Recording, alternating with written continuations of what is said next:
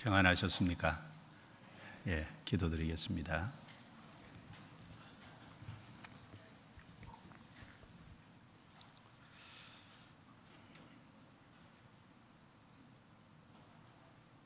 거룩하시고 은혜로우시고 자비로우신 우리 아버지 하나님, 이 세상 많은 사람 가운데서 저희를 먼저 불러 구원해 주심을 인해 아버지께 진심으로 찬양과 존귀와 영광을 돌립니다. 또 부족한 저희들임에도 불구하고 변함없는 주의 사랑으로 붙잡아 주신 것을 감사합니다. 오늘도 주님의 피로 구원함을 받은 형제 자매들을 한자리에 모이게 해주시고 주의 거룩한 말씀으로 교제케 해주신 것을 감사합니다. 이 시간을 통해 하나님의 선하시고 기뻐하시고 온전하신 뜻이 무엇인지 밝히 알 수 있도록 도와주시고 우리가 그 주님의 뜻 가운데 걸어갈 수 있도록 도와주옵소서. 우리의 심령을 일깨워 주시고 마땅히 어떻게 살아야 될지를 더욱 알게 해 주시옵소서. 우리 삶에 합당치 못한 것 있으면 말씀에 비답해 나타내 주시고 성령의 도우심과 주님의 보혈과 말씀으로 깨끗게 해 주셔서 주님 앞에 흠 없는 삶을 살아감으로 하나님께 영광이 되게 해 주옵소서. 수양회를 준비하는 모든 손길 위에 함께 해 주시고 특별히 영혼을 건지고자 하는 그 손과 걸음을 주관하셔서 그 손을 경고케 해 주시고 그 발을 힘있게 디딜 수 있도록 도와주옵소서. 이번 수양회를 통해서 많은 영혼이 주께 돌아오게 해 주옵소서. 소망관을 건축하는 일에도 함께 해 주옵소서. 이 시간 모든 시종을 주께 의탁합니다. 우리를 구원해 주신 주 예수님 이름으로 기도드리옵니다. 아멘. 성경 사도행전 20장을 찾겠습니다.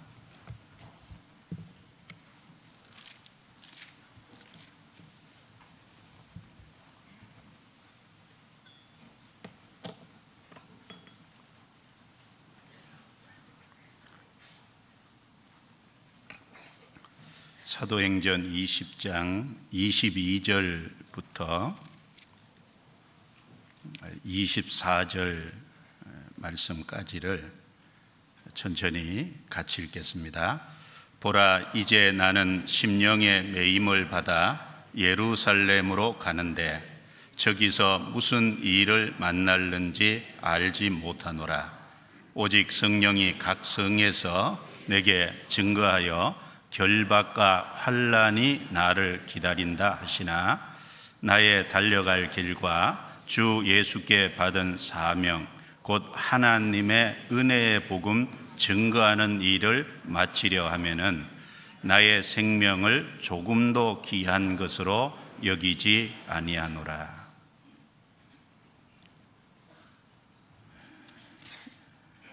본문 읽은 말씀 중에 22절에 보시면 나는 심령의 매임을 받아 예루살렘으로 가는데 여기 심령의 매임을 받았다 이런 말씀이 있습니다. 이 말씀은 바울 사도께서 에베소 장로들 앞에서 한 말입니다. 여기 심령의 매임을 받아 여기 매임을 받았다고 할 때 헬라어로 데데메노스입니다.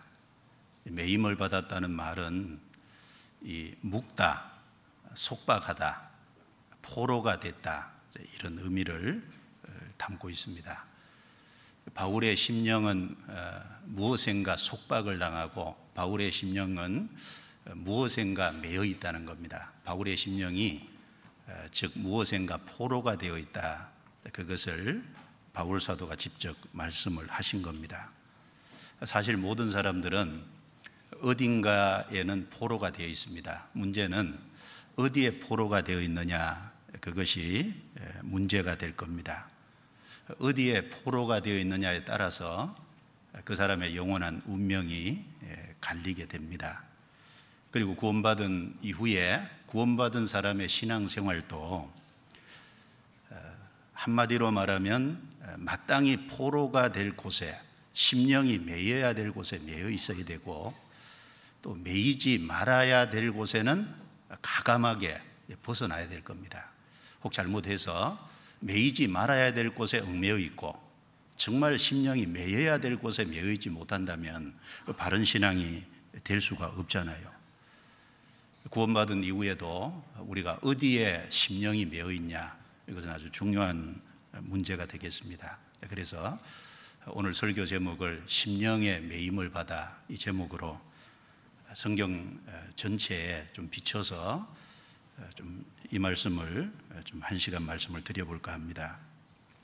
오늘 드릴 말씀의 내용을 잠깐 요약을 하면은, 먼저 배경을 간단히 좀 말씀을 드리고, 불신자들도 어딘가에는 매여 있습니다. 그 불신자들이 어디에 매여 있는지, 우리가 구원받기 전의 모습이 되겠죠. 우리가 구원받기 전에 어디에 매여 있었는지를 좀 생각해 보고, 그리고 이제 구원을 받으면, 구원을 받을 때 그 잘못된 것에 매여 있던 그곳에서 이제 벗어나잖아요.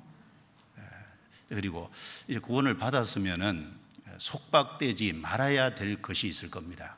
속박되지 말아야 될 것에 속박되지 말아야 되는데, 구원을 받은 이후에 속박되지 말아야 될 것이 어느 곳인지 좀 생각해 보고, 그리고 구원받으면 이제 새로운 것에 매였는데, 그 새로운 것에 매였다고 할 때, 여기 바울이 심령에 매임을 받았다고 할 때 구체적으로 심령이 어디에 매여 있는지 그걸 조금 생각을 해보겠습니다. 그리고 여기 심령에 매임을 받았다고 할 때 그 성격이 어떤 성격인지도 좀 생각해보고, 그리고 심령에 매임을 받은 사람의 삶은 어떤 모습인지도 좀 생각해보고, 심령에 매임을 받아서 정말 주님께 자신을 드리고 순종의 길을 걸어가며 헌신하는 사람에게 주어질 영광이 무엇인지도 좀 간단하게 말씀을 좀 드려보려고 합니다. 먼저 배경을 조금 좀 살펴보면은, 이 바울 사도는 구원을 받고 처음에 수리아 안디옥 교회에서 전도를 하고 말씀을 가르쳤습니다.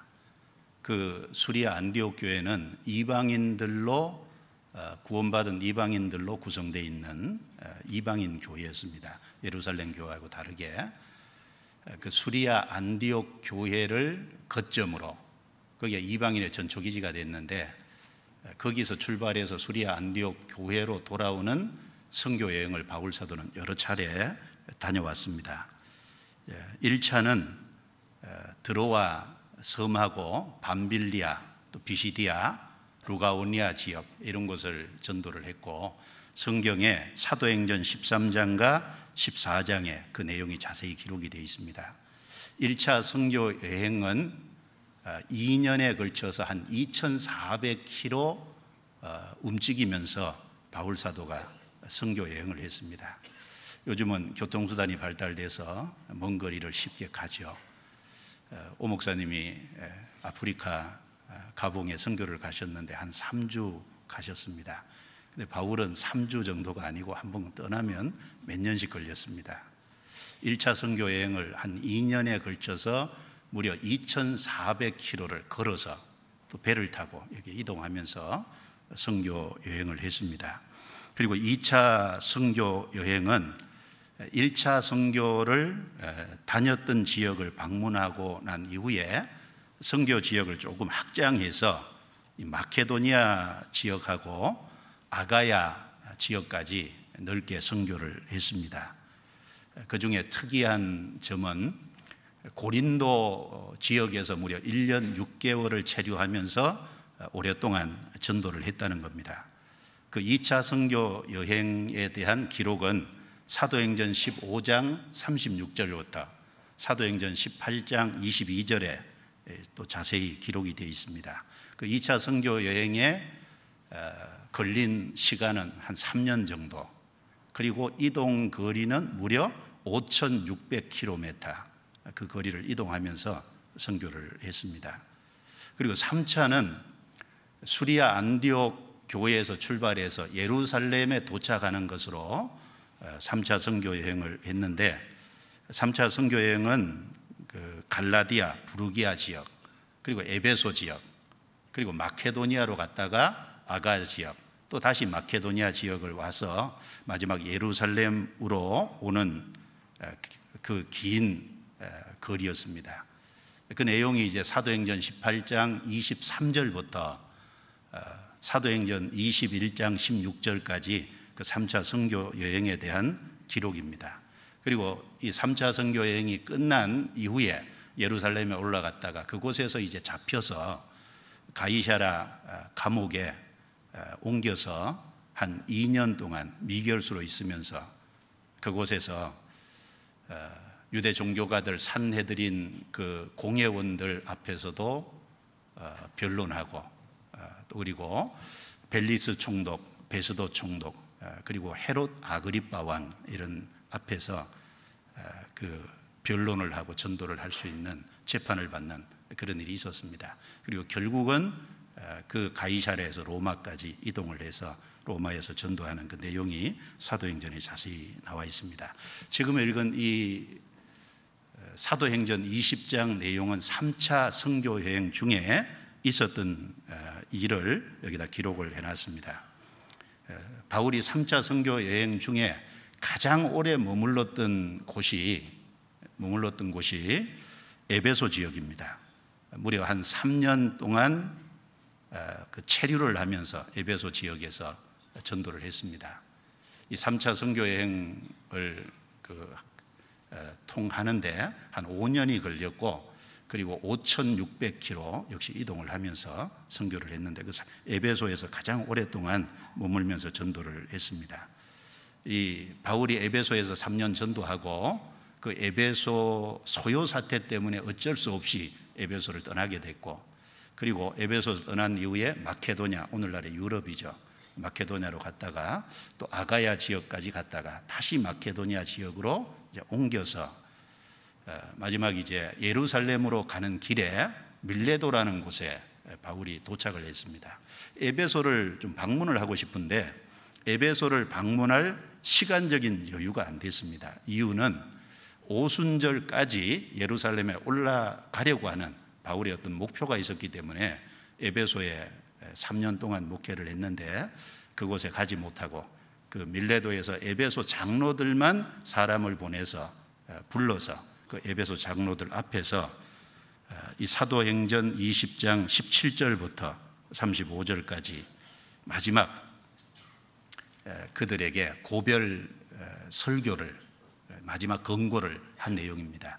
이 바울이 이 에베소 장로들, 자기가 3년 동안 같이 전도했던, 같이 함께 사역을 했던, 함께 동고동락을 했던 이들을 이제 마지막 이 에베소 장로들을 여기에서 만나면, 작별을 하면 다시는 못 만난다고 하는 마지막이라는 생각하에 이런 그 마지막 고별 설교를 한 겁니다.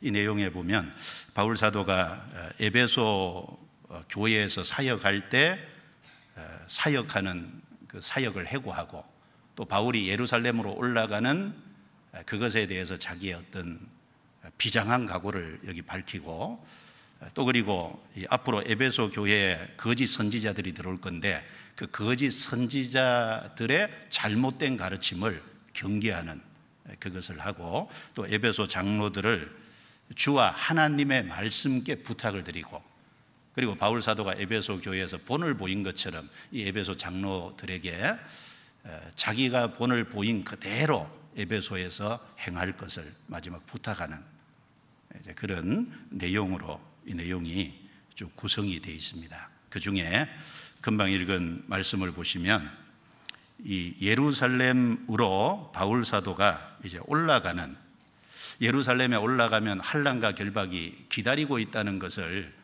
이미 여러 성에서 여기 도착하기 전에 성령께서 바울에게 예고를 했는데, 그럼에도 불구하고 그 결박과 환난을 무릅쓰고, 그리고 생명까지 무릅쓰고 그 예루살렘으로 기어코 가겠다고 하는 그 자기의 비장한 어떤 그 각오를 밝히면서, 특별히 여기 보라, 이제 나는 심령의 매임을 받아 예루살렘으로 간다. 이 뭔가에 마음이 확 붙잡힌 거예요. 예루살렘으로 올라가지 않으면 안 될 어떤 그 심령의 바울의 영혼이 그 무엇인가 강하게 사로잡혔다는 걸 얘기하면서 환난과 결박과 생명의 위험이 있지만 나는 반드시 올라가서 전도를 하겠다라고 하는 비장한 각오를 에베소 장로들 앞에서 여기 밝히고 있습니다. 그래서 여기 나는 심령의 매임을 받았다. 우리 구원받은 성도들이 심령이 마땅히 매여야 될 곳에 매인다면, 포로가 되어야 될 곳에 포로가 된다면 얼마나 좋겠습니까? 이것은 바울만을 위한 말씀이 아닐 겁니다. 구원받은 모든 사람도 마땅히 그 심령에, 그리고 주님 보실 때 합당한 것에 마음이 매여야 될 겁니다. 그런 것에 포로가 되어야 될 겁니다. 자, 그래서 우리가 좀 교훈을 받았으면 좋겠습니다. 구원받지 않은 사람이 매여 있는 곳하고 구원받은 사람이 매여 있는 곳은 달라야 되고 또 다를 수밖에 없을 겁니다. 불신자들은 잘못된 것에 매여 있습니다. 우리가 구원받기 전에 우리도 옳지 못한 것, 거짓된 것, 잘못된 것에 매여 있었잖아요. 구체적으로 말한다면 구원받기 전에 우리는 죄에 매여 있었습니다. 우리는 구원받기 전에 육체의 욕망이라는 곳에 매여 있었습니다. 우리는 구원받기 전에 사단의 권세에 사로잡혀 있었습니다. 그리고 예수님 당시에 유대 종교가들은 유대 의식법이나 율법주의에 매여 있었잖아요. 그 어떤 사람들은 잘못된 사상에 매이기도 합니다. 구원받기 전에 우리도 그 잘못된 것들 가운데 매여 있었습니다. 첫 번째로 구원받지 못한 불신자들, 우리가 구원받기 전에 매여 있었던 대표적인 것이 우리는 죄의 종으로서 죄에 사실은 매여 있었습니다. 로마서 6장 찾아보겠습니다. 로마서 6장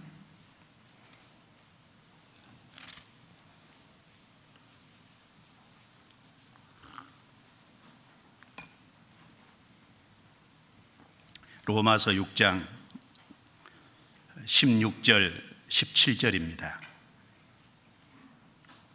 16절 17절 같이 읽겠습니다. 너희 자신을 종으로 들여 누구에게 순종하든지 그 순종함을 받는 자의 종이 되는 줄을 너희가 알지 못하느냐? 혹은 죄의 종으로 사망에 이르고 혹은 순종의 종으로 의에 이르느니라.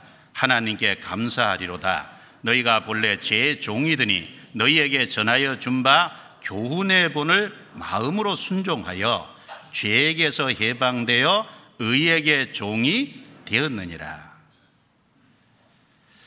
자신을 누구에게 드려서 순종하든지 그 순종함을 받는 자의 종이 되는 겁니다. 사실 우리는 구원받기 전에 죄에게 종 노릇했어요. 그래서 여기 너희가 본래 죄의 종이더니 그랬습니다. 우리는 아담에서 죄 가운데 났잖아요. 그리고 육체에 죄의 기질이 있어서 그 육체에 죄의 기질을 쫓아서 죄 가운데 살았습니다. 그리고 그 결과는 죽음을 건너가면 심판을 받고 그리고 영원한 지옥에 떨어지는 그 마지막은 결국 사망이었습니다. 그것이 우리의 아담 안에서 구원받기 전의 모습이죠. 지금 구원받지 않은 불신자들이 매여 있는 것이라고 할 수 있을 겁니다. 20절로 보죠.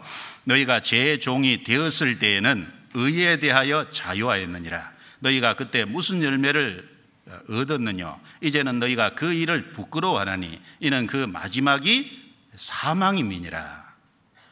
너희가 죄의 종이 되었을 때 구원받기 전이죠. 그 마지막이 사망이니라. 우리가 그 죄의 종 노릇한 결과 마지막은 사망입니다. 그런데 이제 예수 그리스도로 말미암아 그 죄에게서 해방이 됐잖아요.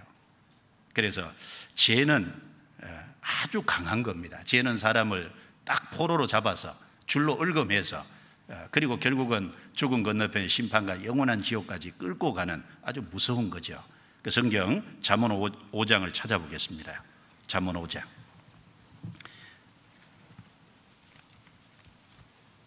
잠언 5장입니다. 22절 같이 읽어보겠습니다. 악인은 자기의 악에 걸리며 그 죄의 줄에 매이나니. 여기 죄를 줄로 여기 설명을 하셨습니다. 죄 그러면 얼른 피상적으로 생각이 되잖아요. 근데 죄를 줄이다 이렇게 표현함으로 인해서 죄는 결국 사람을 줄로 꽁꽁 얽어매듯이 죄가 우리 삶에 그런 역할을 한다는 겁니다. 죄가 사람을 줄로 얽어매듯이 얽어매서 결국은 심판과 지옥까지 결국은 끌고 가지 않습니까? 우리는 그 죄의 종노릇하는 죄에 매여 있었어요. 그리고 우리는 구원받기 전에 육체의 욕망이라는 그 육체의 욕심이라는 것에 우리는 매여 있었습니다. 그래서 에베소서 2장 2절 3절에 보면 그때 너희가 그 가운데서 행하여 이 세상 풍속을 좇고 공중의 권세 잡은 자를 따랐으니 곧 지금 불순종의 아들들 가운데 역사하는 영이라. 전에는 우리도 다 그 가운데서 행하여 우리 육체의 욕심을 따라 지내며 육체와 마음이 원하는 것을 하여 본질상 진노의 자녀였더니 그렇게 말씀했습니다. 전에는 구원받기 전이죠. 우리 육체의 욕심을 따라 지내며 구원받기 전에 우리는 육체의 욕심이라는 것에 매여 있었습니다. 거기에 일종의 포로가 되고 거기에 사로잡혀 있었다고 할 수 있습니다. 구원받기 전에 지금 모든 불신자들은 일종의 육체의 욕망이라는 것에 노예가 되어 있습니다. 그래서 어떤 사람은 권력이라는 것에 노예가 되어 있고 정치에 한번 빠지면 그것도 마약 같아서 못 나온다고 하죠.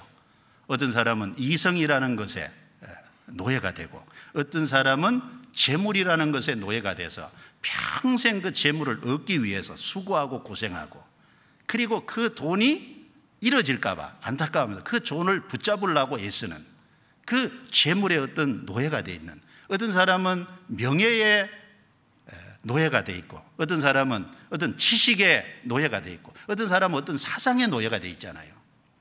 칼 막스 이론이 처음 나왔을 때 순식간에 몇십 년 안 돼서 지구상의 3분의 1의 국가를 사회주의 국가로 만들었잖아요. 사상이라는 것도 사실 참 무서운 겁니다. 어떤 사람은 그 사상의 노예가 되어 있습니다. 어떤 사람은 도박의 노예가 되고, 도박하는 사람들 손으로 도박하는데 손 자르면 발로 한다 그러죠. 발 자르면요 그 다음엔 입으로 한대요. 어쨌든 그 도박이라는 것에 딱 노예가 돼서 거기 붙잡혀서 어떤 사람은 술에 어떤 그 종이 되고 어떤 사람은 마약에, 어떤 사람은 경마에, 어떤 사람은 낚시에. 낚시하는 거 괜찮지만 낚시에 오로지 올인하는 그 낚시의 어떤 그 마음이 싹 붙잡혀서 사는, 어떤 사람은 아름다워지고 싶은 그런 욕구에 노예가 탁 돼 있는 사람이 있어요. 그 기네스북에 이제 성형수술 한 사람 올라가 있던데 성형수술을 무려 한 사람이 50회를 했대요. 야, 얼마나 아름다워지고 싶으면 50회를 했을까요? 일종의 그런 것도 뭔가 아름다워지고 싶은 하는 그 욕구에 결국은 노예가 되는 겁니다. 뭔가 그것에 속박이 있는 거죠. 그래서 전도서 9장에 이런 말씀을 했습니다. 전도서 9장 찾아보죠. 3절.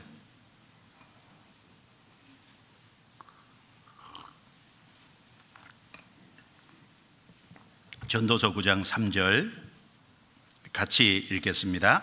모든 사람의 결국이 일반인 그것은 해 아래서 모든 일 중에 악한 것이니 곧 인생의 마음이 악이 가득하여 평생에 미친 마음을 품다가 후에는 죽은 자에게로 돌아가는 것이라. 여기 일부의 사람이 아니고 모든 사람의 결국이 같다, 일반이다, 그 말은 같다 그 말이죠.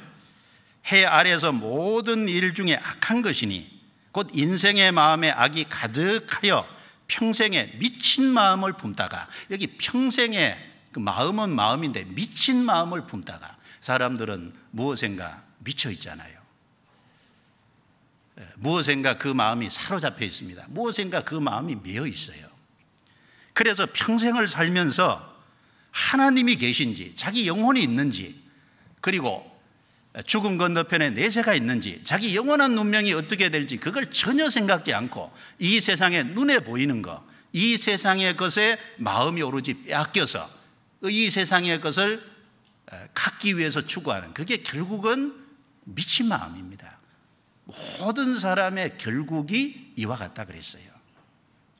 결국은 구원받지 않은 모든 사람은 그 육체의 욕망이라고 하는 그 모습과 종류는 다양할 수 있겠지만 결국은 그 동일한 것에 결국은 사로잡혀 있습니다. 그 육체의 욕망이 끄는 대로 결국은 잡아 끌리고 있는 겁니다. 그리고 또 구원받지 못한 사람은 자기가 알든지 모르든지 상관없이 마귀의 건세 아래 매여가지고 포로가 돼서 사실은 종살이하고 있지 않습니까? 성경 누가복음 13장입니다.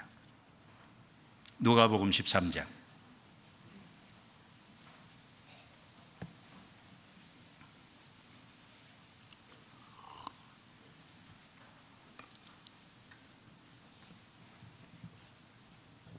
누가복음 13장 16절입니다. 16절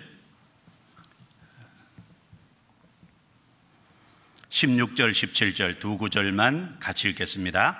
그러면 18년 동안 사단에게 매임바 된 이 아브라함의 딸을 안식일에 이 매임에서 푸는 것이 합당치 아니하냐. 예수께서 이 말씀을 하심에 모든 반대하는 자들은 부끄러워하고 온 무리는 그 하시는 모든 영광스러운 일을 기뻐하니라. 이 내용은 그 10절부터 보시면 18년 동안 귀신이 들려서 앓으면서 꼬부라져서 조금도 펴지 못하는 한 여자를 예수님이 고쳐주신 내용입니다. 무려 18년 동안이에요. 18년 동안 귀신이 들려서 꼬부라져서, 그리고 전혀 허리를 펴지 못하는, 그래서 위를 전혀 쳐다보지 못하는 예수님이 이 귀신을 쫓아내 주심으로써 허리를 펴고 위를 쳐다보게 해주셨습니다. 이것은 무엇을 말할까요? 이 모든 사람은 눈에 보이지 않지만 사단에게 매여서 이 땅의 것, 이 세상의 것만 추구하며 산다는 모습을 보여주고 있지 않습니까? 참으로 성경을 통해서, 하나님을 통해서 진리를 알고 구원을 받기 전에는 위를 쳐다볼 줄 모르는 거예요. 여기엔 18년 동안이지만 사실은 영적으로 많은 사람들은 18년 정도가 아니죠.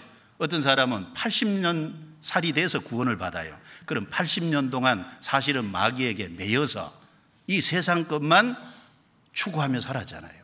그것이 모든 사람의 불신자들의 영적인 모습이다 그 말입니다. 마가복음 5장에는 군대 귀신 들려가지고 그 군대 귀신 들림으로 인해서 옷을 벌거벗고 괴성을 지르면서 사람에게 어떤 통제도 받지 않고 무덤 사이에 거하는, 그것도 귀신에게 사로잡혀서 그런 겁니다. 그 모습도 바로 구원받지 못한 모든 사람의 영적인 모습을 그렇게 보여준 것이 아닙니까? 마가복음 9장에서도 어린 아이 시절부터 마귀에게, 사단에게 사로잡혀서 물과 불에 자주 던짐을 당한, 마귀가 사로잡으면 언제든지 죽이려고 물과 불에 집어던지는, 예수님 물었습니다. 언제부터 이러냐 부모에게. 어릴 때부터 그렇습니다. 어릴 때부터. 그것이 구원받기 전에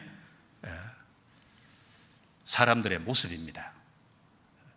예수님이 유대인들에게 말했죠. 유대인들은 우리 아버지는 하나님입니다. 예수님은 그 유대인들에게 요한복음 8장 44절에 너희는 너희 아비 마귀에게서 났으니 너희 아비의 욕심을 너희도 행하고자 하느니라.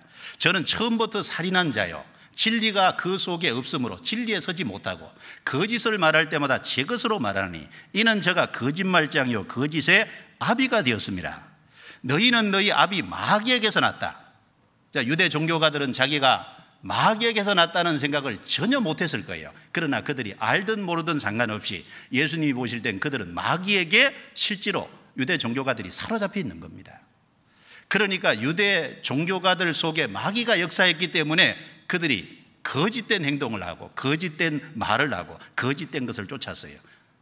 마귀는 거짓을 말할 때마다 제 것으로 말하니 마귀는 거짓이 제 것이거든요. 그래서 마귀가 하는 모든 행동과 말은 거짓입니다. 마귀가 거짓말을 해야 참말이 돼요.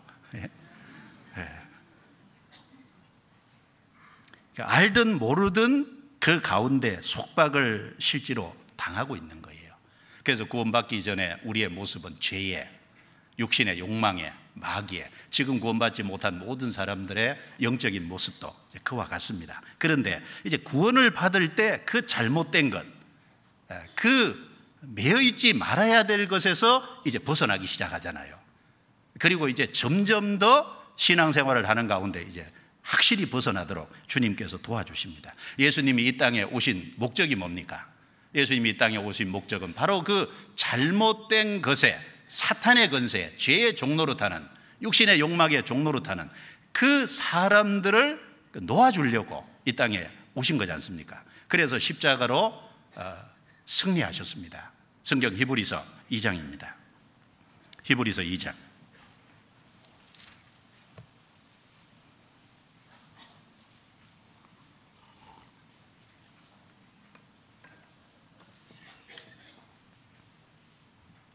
히브리서 2장 14절 15절입니다. 여기 주님이 이 땅에 오신 목적을 설명하고 있습니다. 같이 읽습니다. 자녀들은 혈육에 함께 속하였음에 그도 또한 한 모양으로 혈육에 함께 속하심은 사망으로 말미암아 사망의 세력을 잡은 자 곧 마귀를 없이 하시며 또 죽기를 무서워함으로 일생에 매여 종노릇하는 모든 자들을 놓아주려 하심이니. 자, 예수님이 혈육에 함께 속하심은, 예수님은 하나님이시잖아요. 근데 그 하나님의 영광스러운 자리를 버리고 이 땅에 인간의 육체를 입고 인간의 모양으로 들어오셨어요. 그리고 십자가에까지 낮아지신, 자기를 들이신 그 이유는 사망으로 말미암아 사망의 세력을 잡은 자 곧 마귀를 없이 하시며, 여기 마귀를 없이 하신다는 건 그 마귀의 건세를 심판하기 위해서입니다. 그리고 또 죽기를 무서워함으로 일생에 매여 종노릇하는 모든 자들을 놓아주려 하심이니. 사람은 죽음을 두려워하죠. 그래서 사람은 죽음을 두려워하기 때문에 말끝마다 죽는다는 얘기를 쓰잖아요. 추워서 죽겠다, 더워서 죽겠다, 배고파서 죽겠다, 배불러서 죽겠다. 배불르면 좋아야죠. 그런데 왜 죽습니까? 그만큼 죽음을 두려워한다는 말이 되잖아요. 죽기를 무서워함으로 일생에 매여 종노릇하는, 그 일생의 여러 가지 것들에 매여 있는 거예요. 그래서 종노릇하는 그 사람들을 놓아주기 위해서 이 땅에 오셔서 십자가로 승리하셨지 않습니까? 그래서 그 십자가의 승리하심으로 말미암아 우리를 죄에서, 죄의 속박에서, 죄의 심판과 멸망 아래서 이제 해방시켜 주셨잖아요. 그리고 사탄의 건세에서 해방시켜 주셨잖아요. 이제 신앙생활을 해가는 과정 속에서 육체의 그 모든 욕심과 욕망에서 점점 더 이제 벗어나게끔, 그 속박된 것에서 벗어나게끔 우리를 이제 인도해 가십니다. 성경 골로새서 2장을 찾겠습니다. 골로새서 2장. 골로새서 2장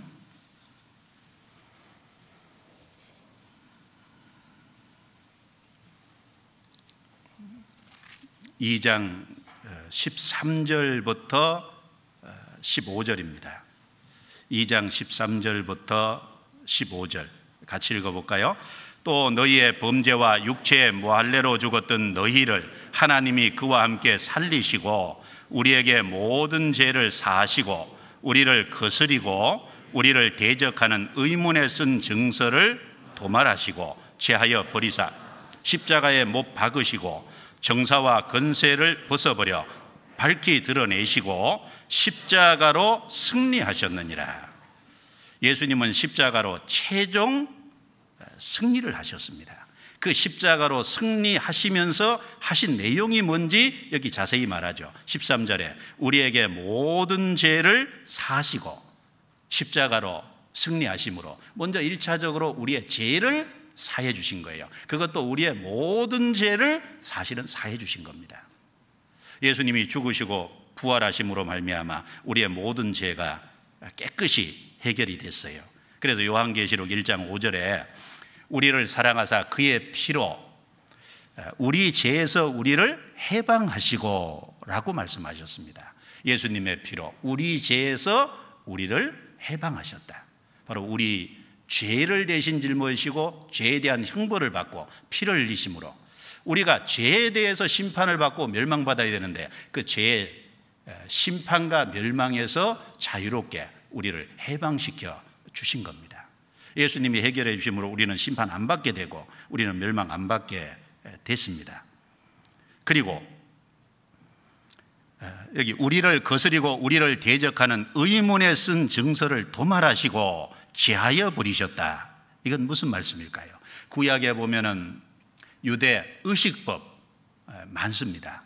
무엇은 먹고 무엇은 먹지 말아야 되는, 그리고 구약에 보면 제사법 같은 거 많죠. 그 모든 것은 예수 그리스도로 실체 되신 예수 그리스도께서 이루실 것의 하나의 그림자고 모형이었어요. 이제 예수님이 십자가에 죽으시기 이전에는 유대인들은 무엇을 먹고 안 먹고 구약 성경을 따라서 다 했잖아요. 그리고 그 제사법대로 제사를 드렸어요. 그러나 이제 예수님이 십자가에 죽으심으로 말미암아 그 모든 그림자적인 것은 이제 끝낸 겁니다. 그 의식법에서는 이제 해방이 된 거예요. 그걸 말씀한 겁니다. 우리를 대적하는 의문에 쓴 증서를 도말하시고 지하여 버리사. 그 모든 것은 이제 실체 되신 예수님이 완성하심으로 말미암아 이제 그것에서 이제 벗어나게 한 겁니다. 그리고 정사와 건세를 벗어버려. 여기 정사와 건세는 마귀의 건세를 말합니다. 사탄의 건세를 말합니다. 이 마귀에게 속박되어 있던 그곳에서 벗어나게 해주셨다라는 말이죠. 그래서 사도행전 26장 18절에도 보면 그 눈을 뜨게 하여 어둠에서 빛으로 사탄의 건세에서 하나님께로 돌아오게 하고 제사함과 나를 믿어 거룩게 된 무리 가운데서 기업을 얻게 하시리라 라는 말씀을 하셨는데, 거기에 사탄의 건세에서 하나님께로 돌아오게 하고, 이 사탄의 건세에서 이제 건져내서 하나님께로 돌아오게 한 겁니다. 또 골로새서 1장 13절 14절에 보면 그가 우리를 흑암의 건세에서 건져내사 그의 사랑의 아들의 나라로 옮기셨으니 그 아들 안에서 우리가 구속 곧 제사함을 받았도다. 흑암의 건세는 바로 사단의 건세죠. 마귀가 잡고 있는 그 사단의 건세에서 우리를 건져내사 그의 사랑의 아들의 나라로, 하나님의 독생자 바로 예수 그리스도의 나라로 옮기셨다. 여기 정사와 건세를 벗어버렸다는 말씀처럼 우리를 그 가운데서 완전히 벗어나게 한 거예요. 그리고 밝히 드러내시고, 이 말씀은 사탄의 괴계, 그 사탄의 계계를 폭로했다 그 말입니다. 그들의 거짓된 것이 무엇인지 십자가를 통해서 완전히 폭로한 겁니다. 그리고 십자가로 승리하셨느니라. 예수님은 바로 그 종노릇 하는 데서 놓아주기 위해서 오셨고, 실제 예수님은 십자가에 죽으심으로 그리고 부활하심으로 우리 죄를 해결하시고 구약의 의문에 쓴 많은 의식법과 모형적인 것들을 결국은 십자가에 못 박으시고 사탄에게서 벗어나게 하고, 그리고 사탄의 계계를 폭로시키고 이런 일을 실제로 하셨습니다. 그래서 구원받은 사람은 이제 마귀의 권세에서 완전히 벗어났습니다. 그리고 구원받으면 율법의 정죄에서도 벗어났잖아요. 율법은 죄를 지으면 심판과 멸망을 선언하잖아요. 근데 그 율법의 정죄에서 예수님이 우리가 율법을 위한 그 모든 죄를 짊어지고 해결하셨기 때문에 그 율법의 정죄, 심판에서도 완전히 벗어나게끔 하셨습니다. 로마서 7장 찾아보겠습니다. 로마서 7장 1절부터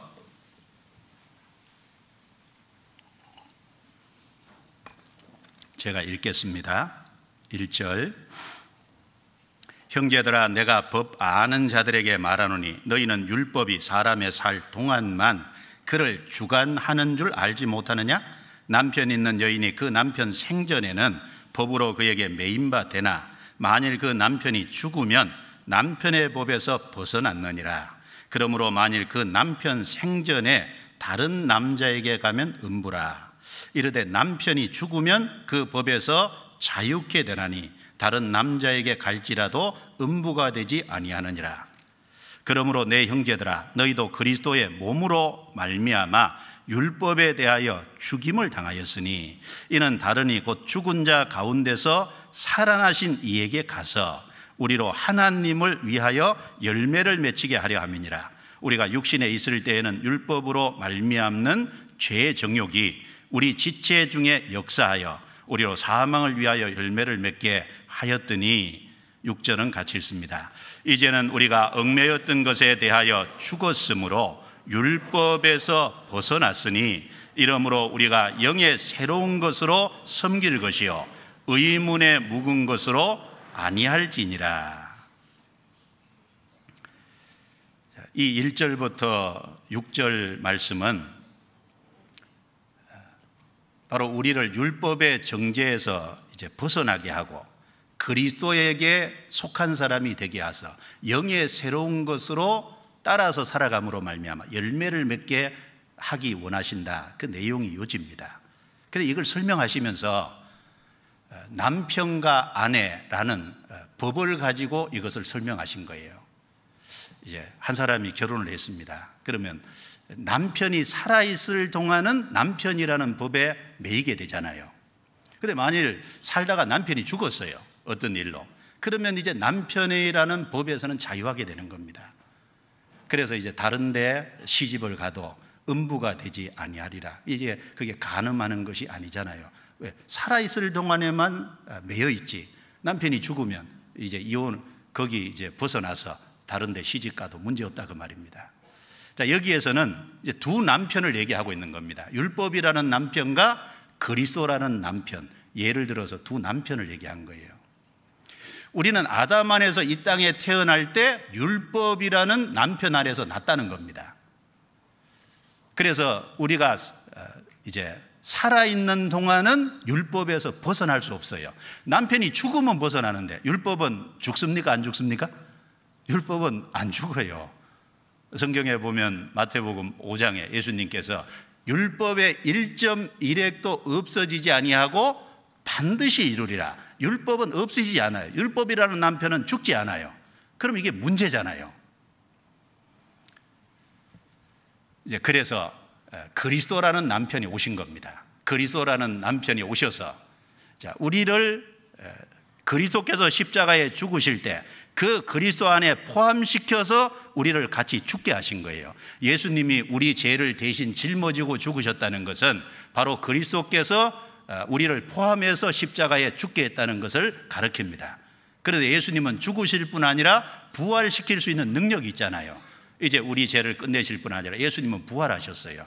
이제 그 부활의 새 생명을 우리에게 주셨습니다. 그래서 구원받은 사람은 이제 그리스도 안에서 옛사람은 죽었잖아요. 이제 구원을 받으면 새 사람이 되는 겁니다. 그래서 우리가 스스로 율법을 벗어날 수는 없지만 그리스도라는 남편 안에서 같이 죽었다가 부활함으로 말미암아 이제 율법에서 벗어났다는 거예요. 이제 그래서 그리스도라는 남편에게 속하게 됐다는 겁니다. 그걸 이제 말씀을 하는 겁니다. 6절에 이제는 우리가 얽매였던 것에 대하여 죽었으므로 율법에서 벗어났으니 율법이라는 남편은 죽지 않지만 우리가 그리스도 안에서 죽음으로 율법에서 이제 해방이 된 거예요. 그래서 이제 그리스도 안에서 새 생명을 받아서 영의 새로운 것으로 구원받으면 성령이 오시잖아요. 그 성령을 따라 삶으로써 열매 맺는 삶을 갖기를 원하신다는 겁니다. 그래서 구원을 받으면 이제 율법의 정죄라고 하는 그 매여 있는 그 속박으로서부터 우리는 완전히 해방이 됐습니다. 자, 그래서 죄에서 해방됐죠. 사탄의 권세에서 해방됐죠. 율법의 정죄에서 해방이 됐죠. 그 매였던 모든 것에서 벗어났어요.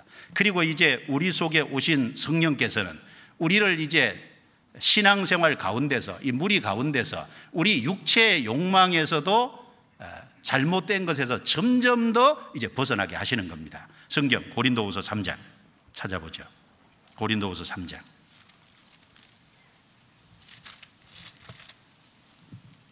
17절 18절 17절 18절 같이 읽겠습니다. 주는 영이시니 주의 영이 계신 곳에는 자유함이 있느니라.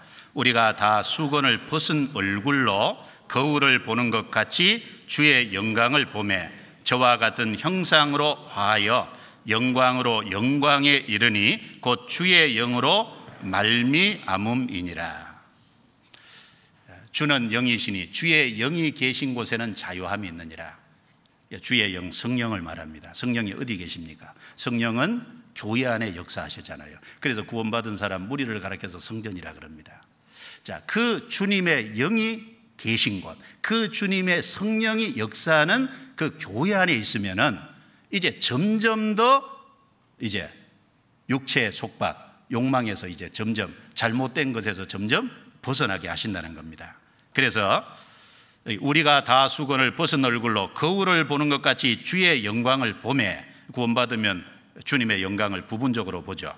그 저와 같은 형상으로 하여 이제 점점 더 그리스도의 형상을 닮아가게 되고, 그 영광으로 영광에 이르니 곧 주의 영으로 말미암으니라. 처음에는 주님의 영광을 조금 보고 점점 시간이 지나가면서 주님의 영광을 더 크게 보이는, 모든 얽매였던 것에서 벗어나게 함으로 점점 더 주의 영광을 밝히 보게끔 이끌어 가신다는 겁니다. 자, 예수님이 요한복음 11장에 보면은 죽은 지 나흘 된 나사로를 살린 사건이 나옵니다. 예수님이 죽은 지 나흘 된 나사로 그 무덤 앞에 가서 무덤 문을 돌로 막혀 있는 것을 굴려 놓으라 그랬어요. 예수님 시키는 대로 돌문을 치웠어요. 나사로야 나오너라. 나사로가 살아나왔죠. 근데 그 나사로가 살아나오는데 수족을 배로 동인 채로 나왔다는 겁니다. 어떤 모습으로 나왔을까요? 손도 동였고 발도 동였고 강시 같은 모습으로 나왔겠죠. 그리고 얼굴은 수건에 쌓인 채로 나왔어요. 예수님께서 말씀하시기를 풀어놓아 다니게 하라 그랬어요.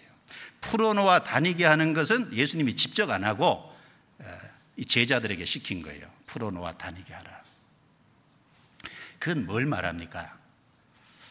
죽은 지 나흘 된 나사로를 살리는, 그것은 생명을 주시는 것, 생명을 살리는 것은 그것은 하나님의 능력이 아니면 안 됩니다. 한 사람의 영혼이 살아나는, 구원받는 역사는 주님의 능력이 아니면 안 될 거예요. 우리가 구원을 받았지만 아직 수족을 배로 동인 채로 있을 수 있어요. 얼굴을 수건에 싼 모습으로 있을 수 있습니다. 마땅히 봐야 될 것을 봐야 되는데 조금만 보고 밝히 봐야 될 것을 못 볼 수 있어요. 수족이 동인 채로 나오니까 아직 뭔가 주님을 위해서 사는데 자유롭지 못한, 자기를 주님께 드리는데 자유롭지 못한 모습일 수 있어요. 그런데 풀어놓아 다니게 하라 제자들에게 시킨 것은 바로 이 구원받은 성도들의 무리 속에서, 이 속에 성령이 계신 곳이고 주의 영이 계신 곳엔 자유함이 있다 그랬죠. 이 무리 가운데서 점점 더 얽매였던 것에서 벗어나게 하시겠다는 겁니다. 그 가운데서 주님만을 위해 살 수 있도록 모든 거짓된 것에서 벗어나게 하시는 일을 하시겠다는 말씀입니다. 그 교훈을 우리에게 주고 있지 않습니까? 그래서 구원받으면 죄에서 벗어나고 사탄의 권세에서 벗어나고 율법의 정죄에서도 벗어났는데, 이제 점점 신앙생활하면서 우리가 구원을 받았지만 아직 얽매인 것이 많아요. 그 얽매였던 것, 주님을 위해서 살아가는데 자유롭지 못하게 얽어매는 것들은 이제 이 무리 안에서요 점점 벗어져야 돼요. 그것이 정상적인 겁니다. 풀어놓아 다니게 하라. 그래서 구원받고 정말 장성해서 믿음으로 살아가는 사람은 세상 무엇으로도 얽어맬 수 없습니다. 바울 사도는 자신은 어느 것에나 아무 사람에게나 얽매이지 않는다고 했습니다. 성경 고린도전서 6장입니다. 고린도전서 6장.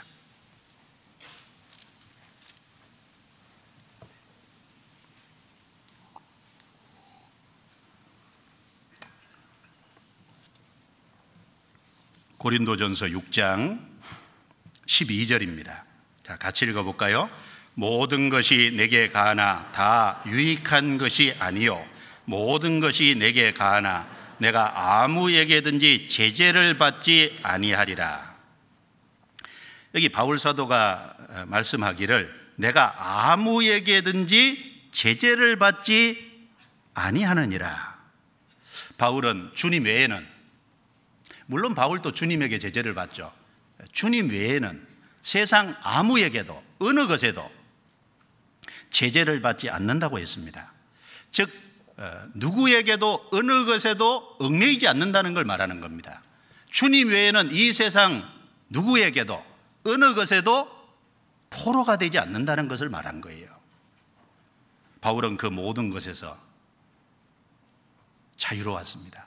정말 구원받고 믿음으로 살아가는 사람은 아무 것으로도 얽매일 수 없습니다. 여러분, 삼손은 구원받은 사람의 모형 아닙니까?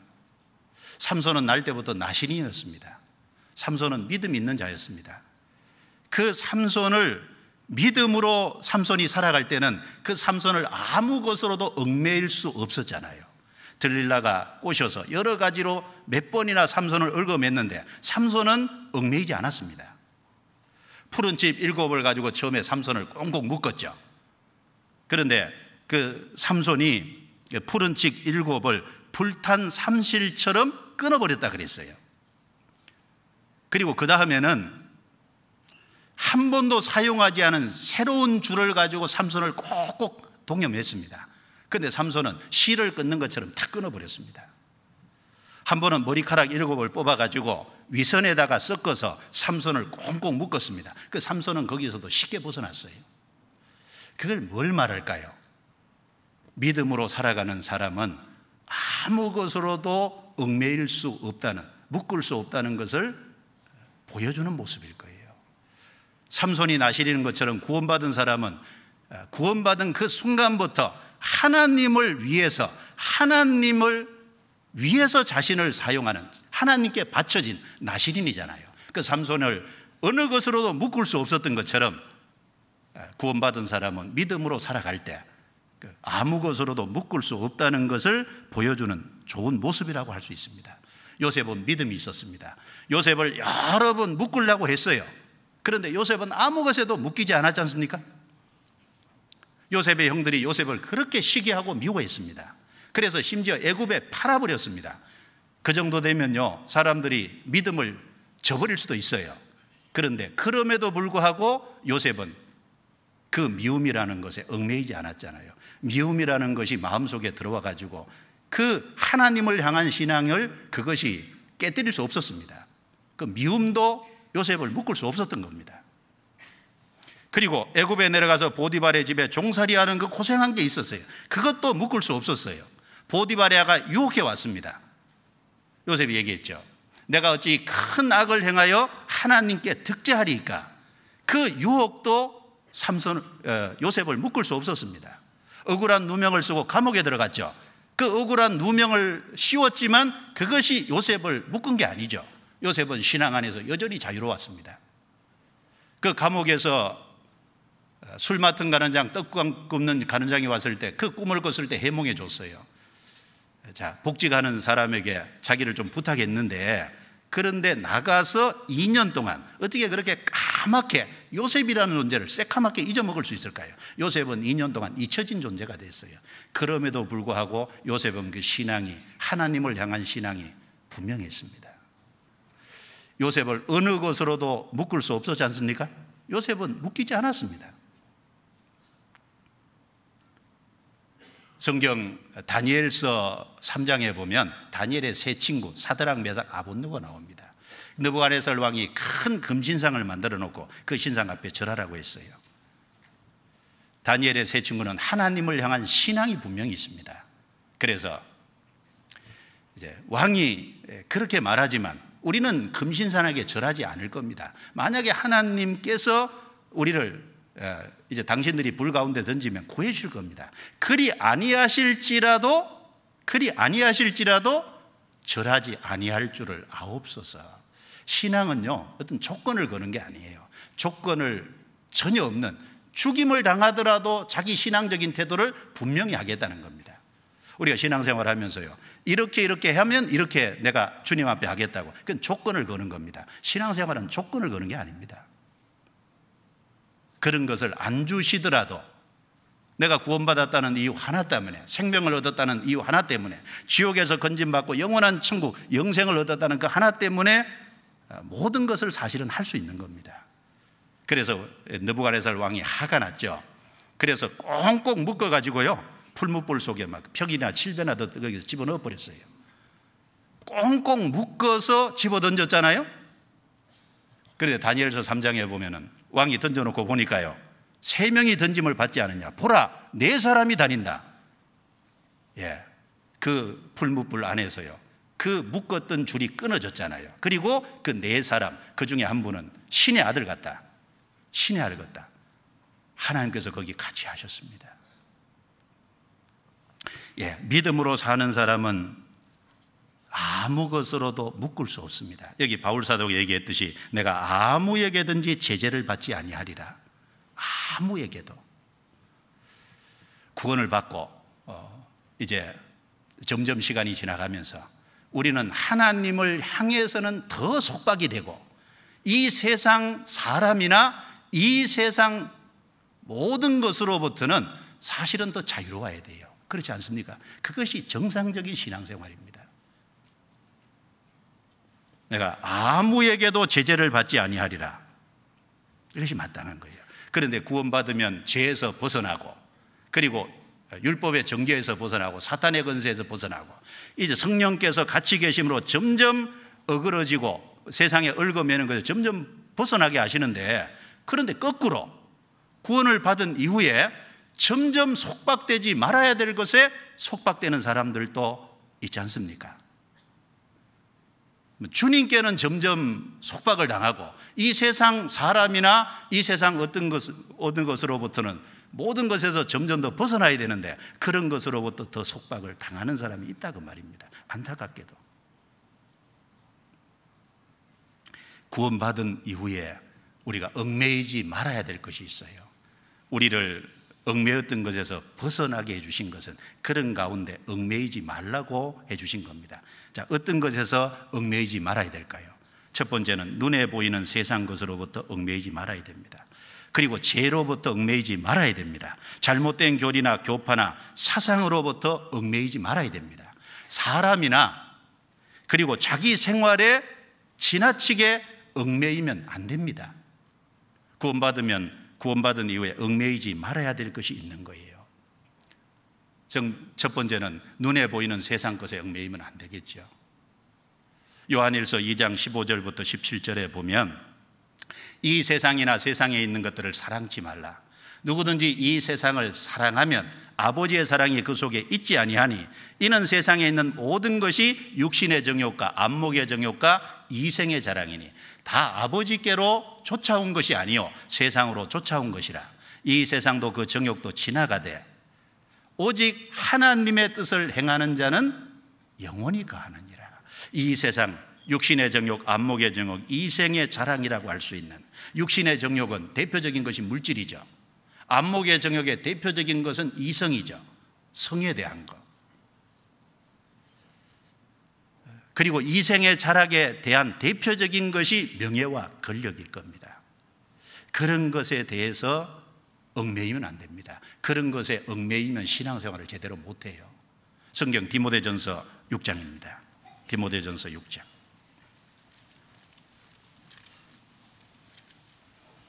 (6장) 9절부터 10절입니다.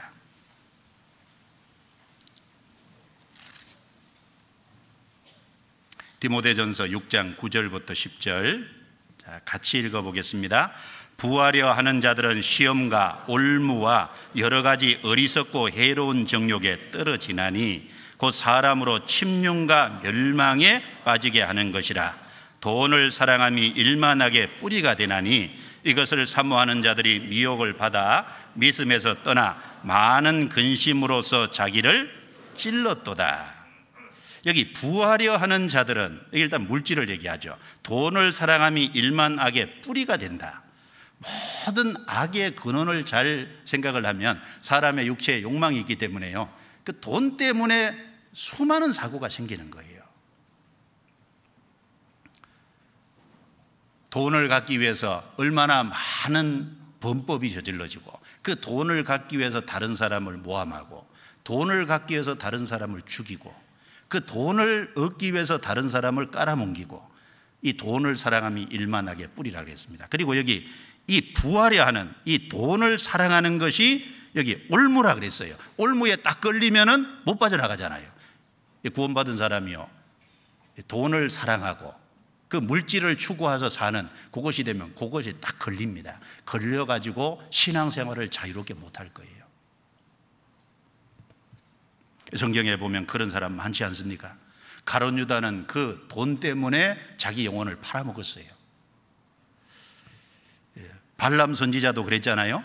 발람 선지자 그 물질 때문에, 그리고 자기에게 주기로 한 모압 왕의 그 명예 때문에 결국은 물질과 명예 때문에 결국은 하나님이 가지 말라고 한, 이스라엘을 저주하지 말라고 했는데 기어코 가고, 그리고 기어코 저주하려고 하고, 그런 이유가 바로 물질과 명예를 사랑했기 때문에 그렇습니다. 그리고 성경에 에서도 같지 않습니까? 성경에 롯이라는 아브라함의 조카도 결국은 애굽이라는 것이 마음속에 들어오고, 그리고 소돔 고모라 쪽을 향해서 간 것도 결국은 눈에 보이는 것을 쫓아서 간 겁니다. 결국은 그것이 올무가 탁 된 거예요. 못 벗어난 거잖아요. 그리고 여리고성에 함락할 때 여리고성에 있는 모든 물건은 취하지 마라. 나 하나님께 바쳐졌다 그러는데 아간이 그곳에서 시날산에 외투함을 하고요. 그리고 금덩이 은덩이를 몰래 감추었잖아요. 그 결국 물욕 때문에 그게 결국은 망했습니다. 사울 왕은 권력 때문에, 사울 왕은 다윗이 자기 왕위를 차지할까 그 권력을 지키기 위해서 노심초사했잖아요. 그래서 자기 왕위가 빼앗길까 봐 그것 때문에 다윗을 계속 죽이려고 다니다가 인생을 망쳤지 않습니까? 어떤 사람은 그 권력 때문에, 삼손은요 들릴라라는 여자 때문에, 이성 때문에, 안목의 정욕입니다. 삼손이 믿음을 갖고 신앙을 지킬 때는요 어느 것으로 묶어도 묶을 수 없었잖아요. 그런데 삼손이 그 믿음을 저버릴 때 자기 힘의 비밀을 가르쳐줬다는 건 뭐예요? 하나님을 향한 신앙을 버린 거예요. 신앙을 버렸을 때는 결국은 노줄에 매이게 되잖아요. 두 눈이 뽑히고, 그리고 맷돌을 돌리는 사람들 앞에서 부끄러운 아주 초라한 수치스러운 자리로 떨어졌습니다. 결국 믿음을 지킬 때는 안 묶이는데 믿음을 저버릴 때는 결국은 속박당하지 않습니까? 대만은 이 세상을 사랑하여 나를 버리고 데살로니가로 갔다 그랬습니다. 구원받은 이후에 우리는 분명히 해야 됩니다. 육신의 정욕, 안목의 정욕, 이생의 자랑, 이것은 하나님이 점점 벗어나게끔, 그 매여 있는 것에서 하나님이 점점 벗어나게 하는 거지, 그 가운데 다시 속박되기를 원치 않습니다. 그런데 구원받은 사람이 그 가운데 속박이 돼요. 그리고 구원받으면요 죄의 속박이 되면 안 되잖아요. 다시 성경 히브리서 12장 찾아보겠습니다. 히브리서 12장.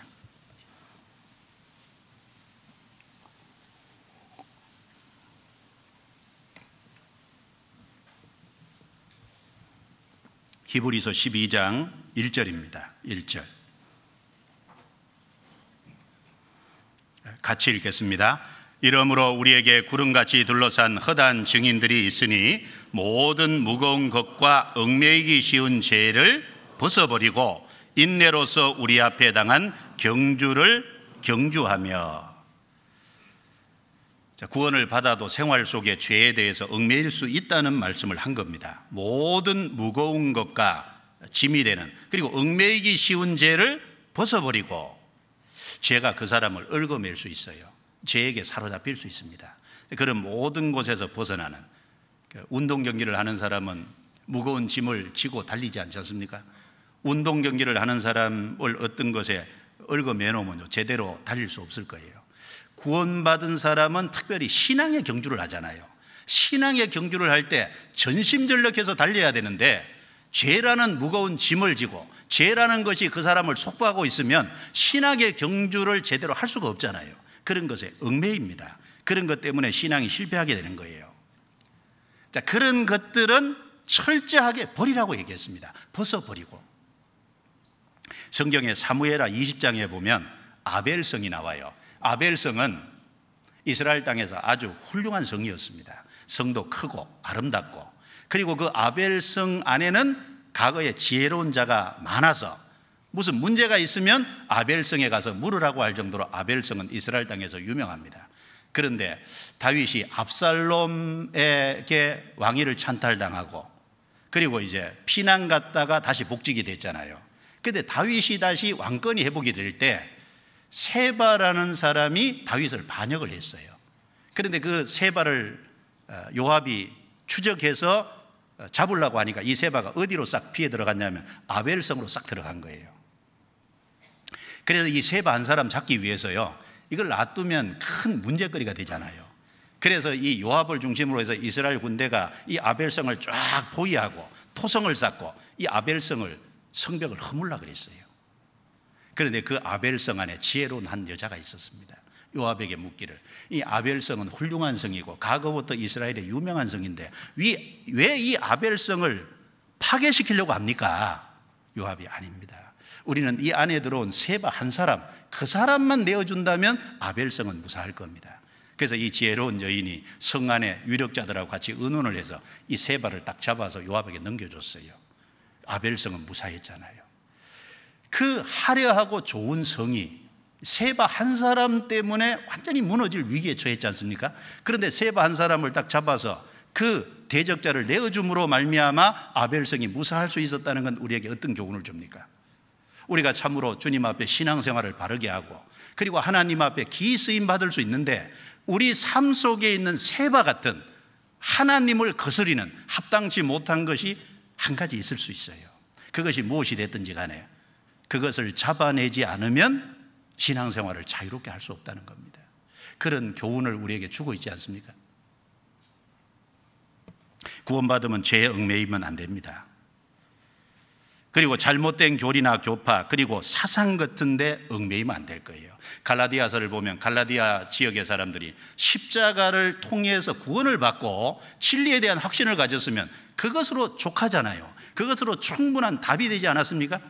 그런데 율법도 지키고 할례도 행하고 절기도 지켜야 된다는 그 율법주의자들의 말을 듣고 현혹이 됐어요. 그래서 바울 사도가 갈라디아서 3장 1절에 보면 어리석도다 갈라디아 사람들아, 예수 그리스도께서 십자가의 눈앞에 보이신 것이 못 박히신 것이 밝히 보이거늘 누가 너희를 깨드냐. 그렇죠, 어리석죠. 십자가를 통해서 해답을 얻고 확실한 진리를 발견했다면 헤매일 필요가 없잖아요.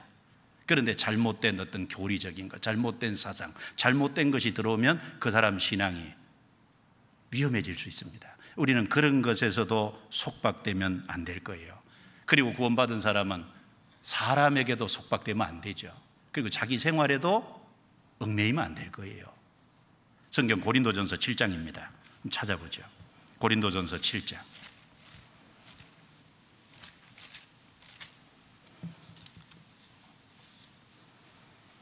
7장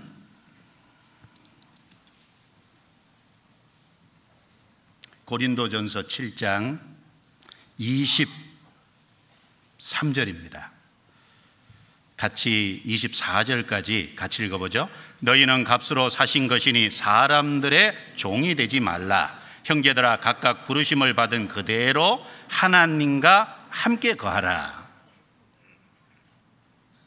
너희는 값으로 산 것이니 예수님의 피값으로 값을 주고 우리를 샀어요. 영혼만 산 게 아니죠. 영혼과 육신을 같이 값을 주고 샀습니다. 그래서 고린도전서 6장에 보면 너희는 값으로 산 것이니 그러므로 너희 몸으로 하나님께 영광을 돌리라. 우리 영혼만 산 게 아니에요. 우리 몸도 하나님이 값을 주고 샀어요. 이제 그러므로 사람들의 종이 되지 말라. 사람의 종이 돼서는 안 되죠. 어떤 사람으로 인해서 내가 신앙생활을 자유롭게 할 수 없다. 내가 주님을 마땅히 섬겨야 되는데 사람 때문에 내가 주님을 바르게 못 섬긴다. 그것도 합당치 않은 겁니다. 두 사람이 각기 살다가 결혼을 했어요. 이제 결혼한 이후에 두 사람이 힘을 합쳐서 더 주를 위해 살아야 될 거 아닙니까? 그런데 결혼한 이후에 아내는 남편에게 속박당하고 남편은 아내에게 속박당해서 신앙생활을 더 못한다면 결혼을 왜 해요? 결혼한 이유가 없지 않습니까? 두 사람이 더 합쳐서 주님을 위해서 바르게 사는 것이 마땅하죠. 아내에게 속박당하고 남편에게 속박당해서 신앙생활을 제대로 못한다. 그럼 결혼할 이유가 없는 거예요. 성경 32절입니다. 32절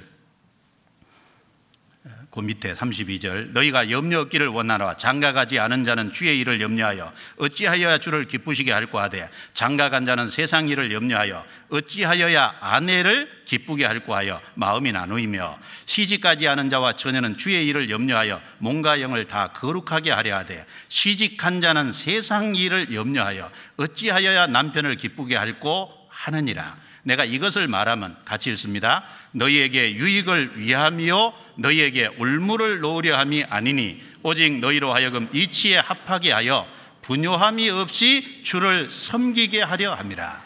이 말을 하는 것은 올무를 놓으려 하는 것이 아니라는 거예요.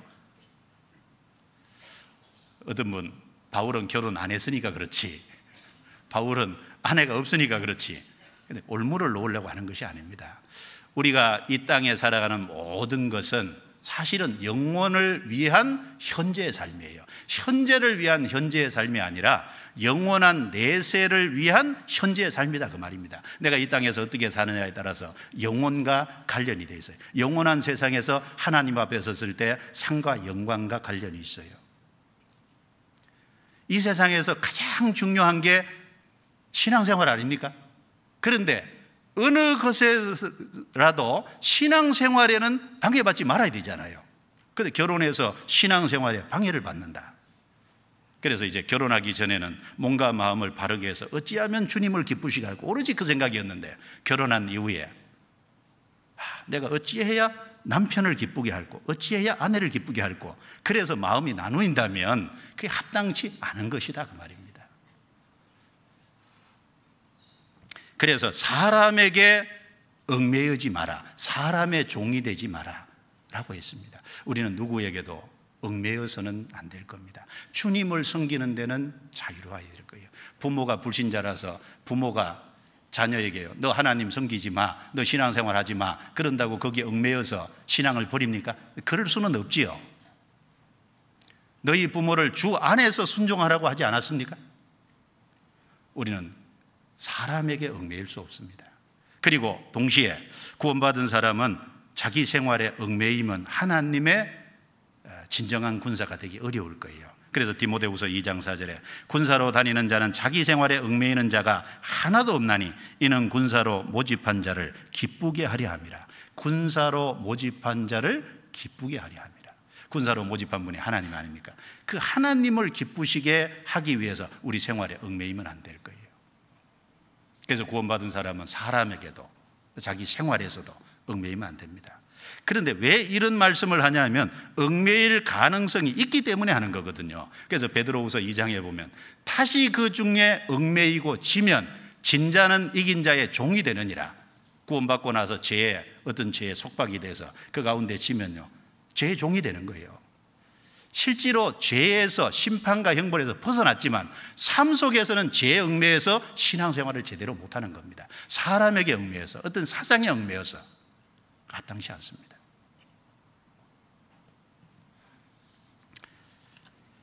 자, 사도행전 20장 넘겨보겠습니다. 사도행전 20장.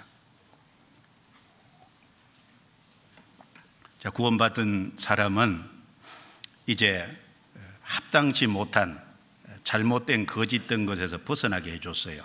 점점 주님이 성령 안에서 벗어나게 해주십니다. 그러므로 얽매이지 말아야 될 것이 무엇인지 알고 그 가운데 얽매여서는 안 될 거예요. 그러면 우리가 얽매여야 될 것은 무엇일까요?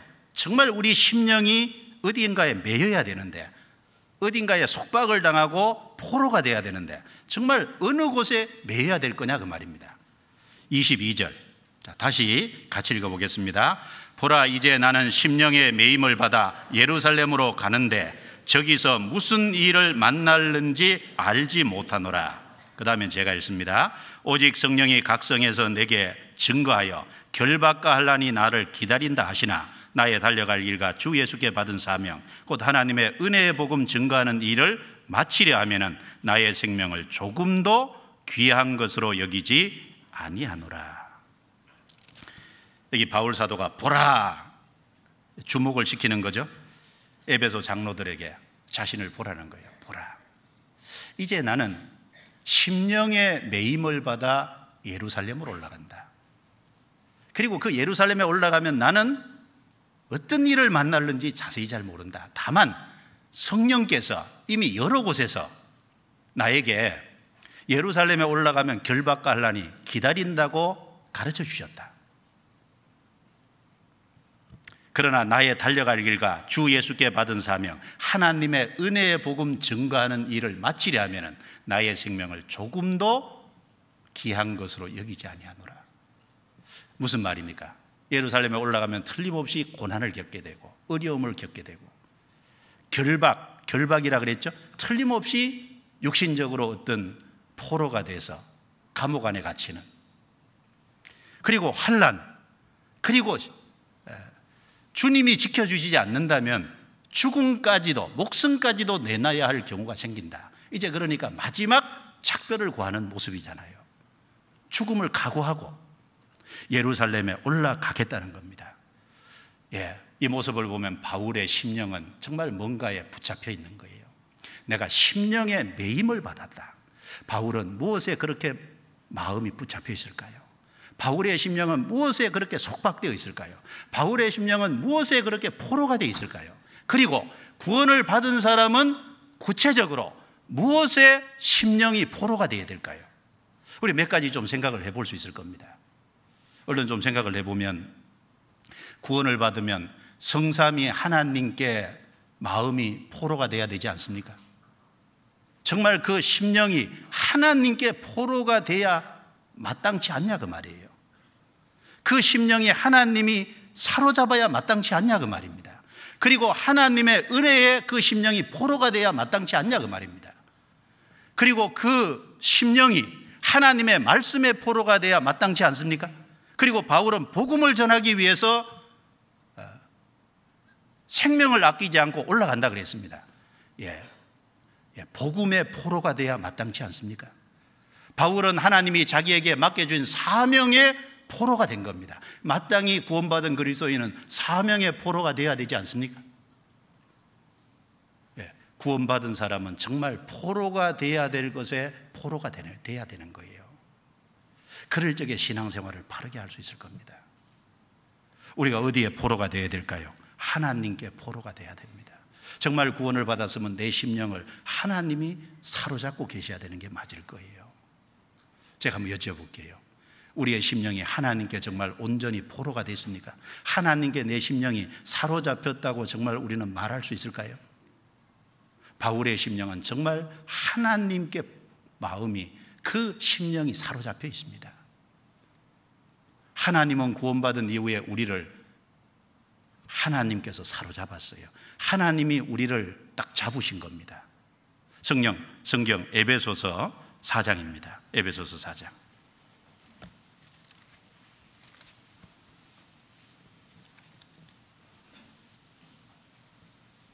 에베소서 4장 찾으셨으면 4장 8절입니다. 4장 8절 같이 읽겠습니다. 그러므로 이르기를 그가 위로 올라가실 때 사로잡힌 자를 사로잡고 사람들에게 선물을 주셨다 하였도다. 자, 이 말씀은 시편 68편 18절을 인용한 성경 구절입니다. 예수님이 죽으시고 부활 승천하실 때 그 말입니다. 사로잡힌 자를 사로잡고, 어디에 사로잡힌 사람? 바로 마귀의 권세에 사로잡힌 자를 참으로 복음으로, 그리고 죄를 다 씻어주시고 죄를 깨끗게 해주시고 이제 그 권세에서 건전해서 하나님이 사로잡았다 그 말이에요. 사람들에게 선물을 주셨다. 마귀에게 사로잡혀 있던 사람을 건전해서 이제 하나님이 사로잡은 겁니다. 구원을 받은 사람은 주님께 사로잡힌 사람이에요. 그래서 요한복음 10장 28절 29절에 내가 저에게 영생을 주노니 영원히 멸망치 아니할 터요 또 저희를 내 손에서 빼앗을 자가 없느니라. 구원받은 사람은 하나님의 손에 잡혔어요. 그러면 그 사람의 신분만, 그 사람의 운명만 하나님의 손에 잡히면 될까요? 이 땅에 살아가는 동안에 그 심령도 하나님께 사로잡혀야 될 거 아닙니까? 그 마음이 하나님께 속박이 돼야죠.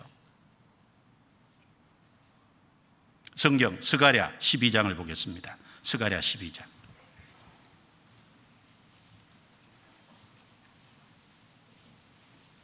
스가랴 12장입니다. 12장 1절입니다. 이스라엘에 관한 여호와의 말씀의 경고라. 여호와 곧 하늘을 펴시며 땅의 틀을 세우시며, 같이 읽습니다. 사랑 안에 심령을 지으신 자가 가라사대. 자, 하늘을 펴시고 땅의 틀을 세우시고, 특별히 사람 안에 심령을, 영혼을 하나님이 만드셨습니다. 그리고 넘겨서 10절입니다. 내가 다윗의 집과 예루살렘 거민에게 은총과 강구하는 심령을 부어주리니 그들이 그 찌른 바 그를 바라보고 그를 위하여 애통하기를, 독자를 위하여 애통하듯 하며 그를 위하여 통곡하기를, 장자를 위하여 통곡하듯 하리로다. 예, 이것은 마지막 7년 환란 전 3년 반 기간에 하나님이 이스라엘 민족에게 은총과 강구하는 심령을 부어줘서 그들이, 조상이 십자가에 못 박힌 그리스도가 참으로 자기들의 구세주라는 걸 알고 회개하는 대회개 운동을 얘기합니다. 사람 속에 심령을 하나님이 주셨습니다. 그러므로 진짜 회개하고 믿게 하는 것은 하나님이 은총과 강구하는 심령을 부어줘야 가능한 거예요. 우리가 구원받을 때도 하나님이 은총과 강구하는 심령을 부어줬기 때문에 구원을 받을 수 있었습니다. 구원받은 이후에도 그 심령이 하나님께 잡혀야 돼요. 하나님은 우리 속에 하나님의 뜻 가운데 살아가도록 필요한 사명을, 필요한 말씀을 우리 속에 집어넣어 준다는 거 생각해 보셨습니까? 하나님이 집어넣어 주십니다. 하나님께 사로잡힌 사람은 그게 뭔지 알 거예요. 성경 느헤미야 2장입니다. 느헤미야 2장.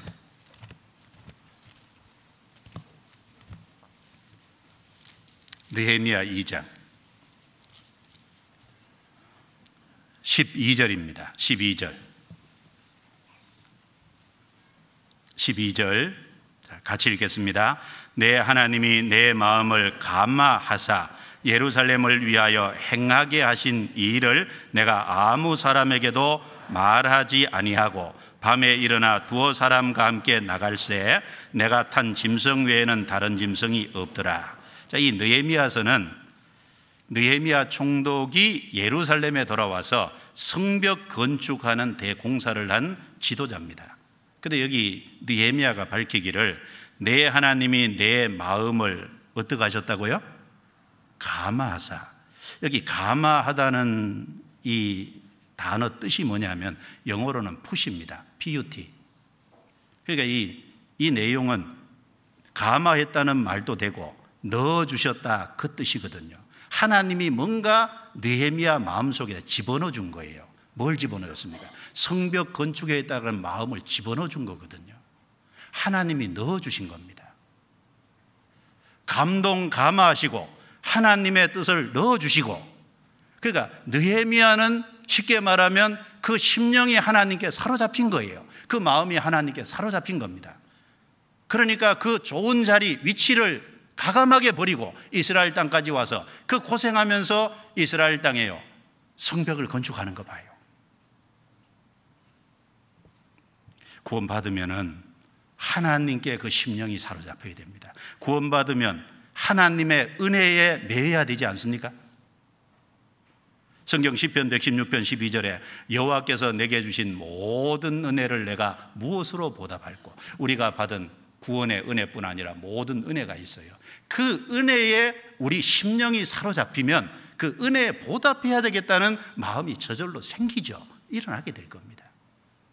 시편 63편 3절에 다윗은 주의 인자가 생명보다 귀함으로 내 입술이 주를 찬양할 것이라. 주의 인자가 생명보다 귀하다 그랬어요. 귀하고 말고죠. 주님의 은혜 그 사랑이요 내 생명보다 귀하고 말고요.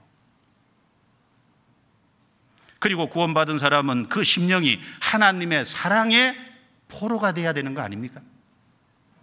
고린도후서 5장 14절에 그리스도의 사랑이 우리를 강건하시는도다. 그리스도의 사랑이 우리를 강건하신다, 잡아 끈다 그 말이거든요.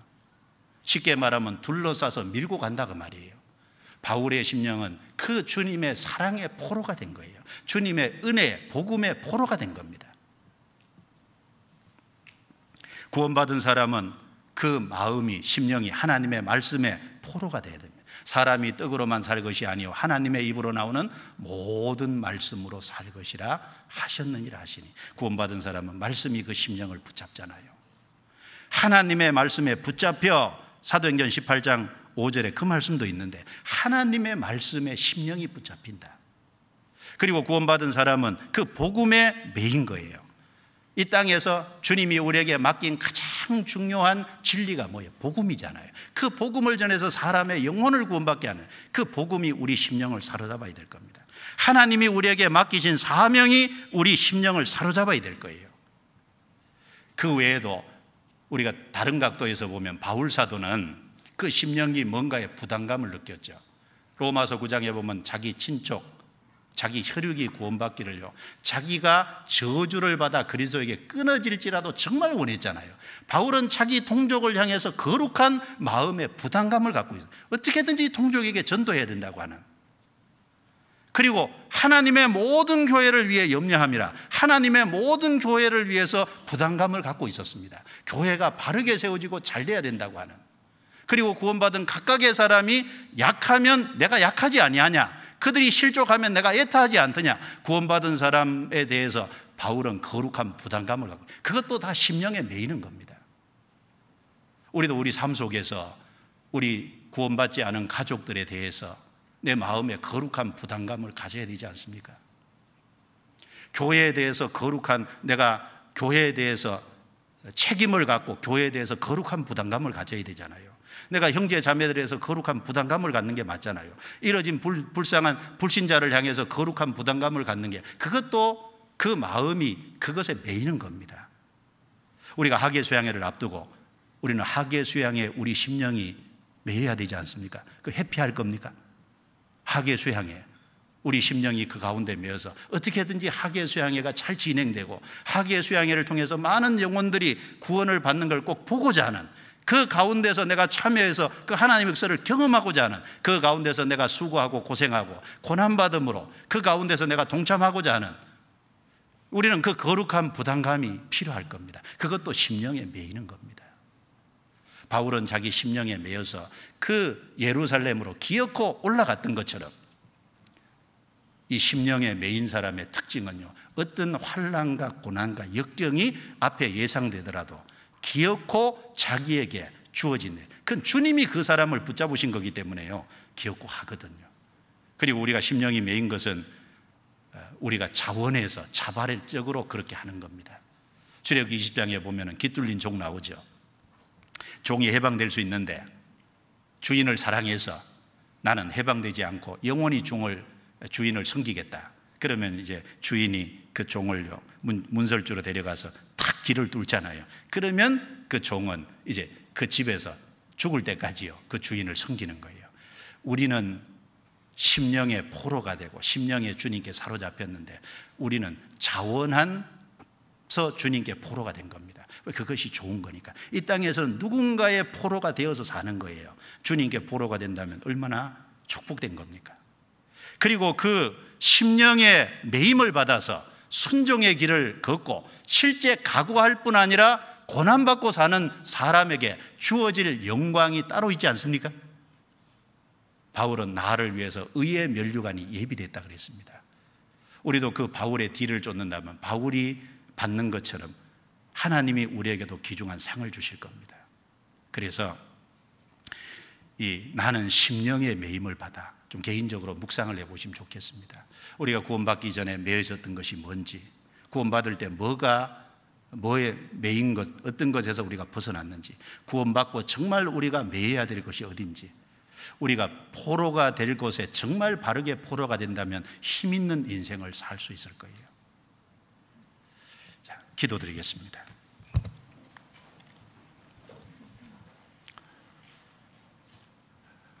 은혜로우시고 자비로우신 하나님 감사합니다. 우리에게 귀한 시간을 주시고 또 하나님의 뜻이 무엇인지 밝게 알도록 도와주심을 감사합니다. 말씀을 들은 우리 각 사람의 심령을 붙잡아 주옵소서. 진리 가운데 더욱 살아가도록 도와주옵소서. 이번 수양회를 통해서 많은 영혼이 돌아오게 도와주시고 우리 각 사람을 그 가운데 귀하게 사용해 주옵소서. 우리를 구원해 주신 주 예수님 이름으로 기도드리옵니다. 아멘.